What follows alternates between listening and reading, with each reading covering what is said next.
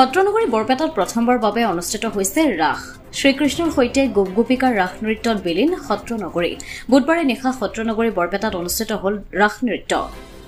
মৰা নদীৰ নিৰিবিলি পাৰত জগতপতি শ্ৰীকৃষ্ণৰ সৈতে গোপগোপিকাসকলে অংশ ললে ৰাস নৃত্যত নামনি অসমত সাধাৰণতে মৃন্ময় মূৰ্তিৰে ৰাস উদযাপন কৰা হয় যদিও বৰপেটা বৰগীত বিদ্যালয়ৰ উদ্যোগত এইবাৰ প্ৰথমবাৰৰ বাবে জীৱন্ত ৰাস পৰিৱেশন কৰা হয় সত্ৰনগৰী বৰপেটাত ৰাস অনুষ্ঠানত উপভোগ কৰিবলৈ হাজাৰ হাজাৰ লোক সমাবেত হয় মৰা নদীৰ পাৰত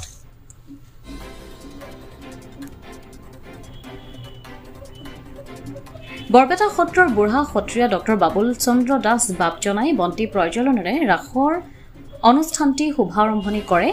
অন্যহাতে ৰাস উপলক্ষে প্ৰকাশ কৰা স্মৃতি গ্ৰন্থ উন্মোচন কৰে অমৃত প্ৰবাহ কাকতৰ মুখ্য সম্পাদক মৃণালিনী দেৱীয়ে লগতে তেওঁ উল্লেখ কৰে ৰাস পালন কৰাটোৱে শেষ কথা নহয় ৰাসৰ অন্তৰালৰ তত্ত্ব উপলব্ধি কৰি সমাজখনক সেই ধৰণে আগবঢ়াই নিয়াটোহে ৰাস পালনৰ সাৰ্থকতাক প্ৰতিফলিত কৰে বৰগীত বিদ্যালয়ৰ ছাত্ৰ ছাত্ৰীৰ লগতে বৰপেটাৰ বহু অভিনেতা অভিনেত্ৰীৰ অংশগ্ৰহণেৰে আজিৰ অনুষ্ঠানটিত শ্ৰীকৃষ্ণ ৰাসলীলা প্ৰদৰ্শন কৰা হয় উদ্বোধনী অনুষ্ঠানত সুন্দৰী দিয়া সত্ৰৰ সত্ৰাধিকাৰ নিৰ্মল অধিকাৰী বাপজনা ৰাজ্যসভাৰ প্ৰাক্তন সাংসদ কুমাৰ দীপক দাস বিশিষ্ট সাহিত্যিক অক্ষয় মিশ্ৰ প্ৰাক্তন বিধায়ক ডক্টৰ তাৰাপ্ৰসাদ দাস আৰু বৰপেটাৰ প্ৰাক্তন বিধায়ক গুণেন্দ্ৰ নাথ দাস উপস্থিত থাকে যিখন ৰাস মেলাৰ কাৰ্যকলাপ দেখিলোঁ মই সঁচাই আনন্দ অনুভৱ কৰিছোঁ মই ইতিমধ্যে ভাষণত গোটেইখিনি কথা কৈছোঁ যে ৰাসলীলা কৰাৰ লগে লগে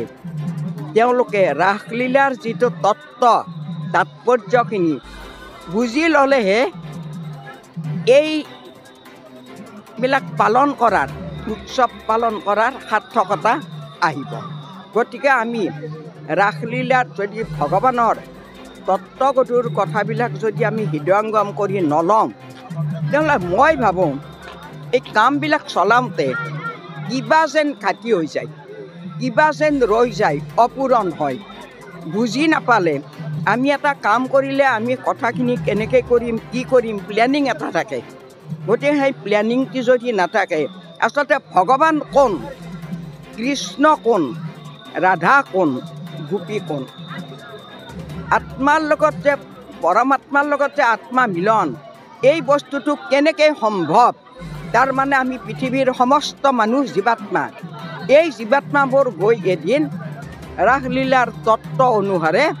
ভগৱান কৃষ্ণত অৰ্থাৎ পৰম ব্ৰহ্ম বিষ্ণুত বিলীন হয় গতিকে এই কথাখিনিকে ৰাসলীলাৰ মাধ্যমেৰে ৰাস মানে ৰস সেই ৰস যোনে আস্বাদন কৰে সেই আস্বাদনটোই হ'ল অমৃত মোহনবাহীৰ অমৃত হ'ল এই বস্তুটো হৃদয়ত আমি ল'ব লাগিব হৃদয়ত অনুভৱ জগাবৰ কাৰণে বিশেষকৈ মহিলা শক্তি অকণমান উন্নত হোৱাৰ কাৰণে আমি ঢাপলি মেলি ইয়ালৈ আহিছোঁ গতিকে মই আশা কৰোঁ মই আৰু বহুত কথা ক'ব আছে ভৱিষ্যতে যদি আহিব পাৰোঁ মই আৰু আমাৰ মাতৃসকলক বহুত কথা শিকোৱাৰ কাৰণে আশা ৰাখিছোঁ এইবাৰটো প্ৰথম গতিকে আজি এইবাৰতে প্ৰথমবাৰতে যিমান কাৰুকাৰ্য বা যিমান এটা আনন্দৰ অনুভৱ দেখিছোঁ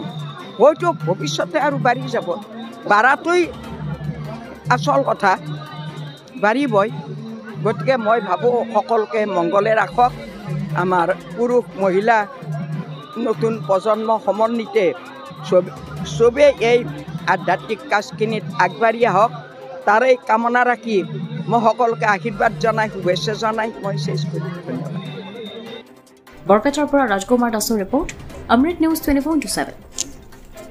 অমৃত প্ৰবাহ